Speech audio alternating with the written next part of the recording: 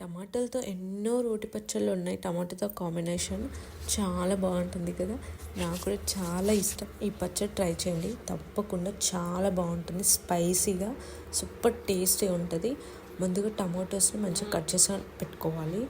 తర్వాత ఎండుమిర్చి బాగా ఫ్రై చేసుకొని ఆయిల్లో దాంట్లోనే వెల్లుల్లి వేసుకోండి. కొంచెం వెల్లుల్లి ఎక్కువ ఉంటేనే బాగుంటుంది. బాగా ఫ్రై అయ్యాక అవి తీసి పక్కన పెట్టుకుంది. అదే బాండీలో కొంచెం ఆయిల్ వేసుకొని టమాటాలు బాగా మగ్గనివ్వండి.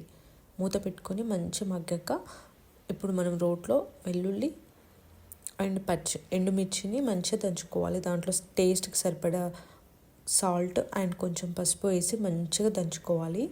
తర్వాత టమాటోలు మంచిగా మగ్గుతాయి కదా, టమాటోలు కూడా వేసుకొని మంచిగా దంచుకోవాలన్నమాట. దీంట్లోనే కొంచెం చింతపండు వేసుకోవచ్చు, పుల్ల కావాలంటే.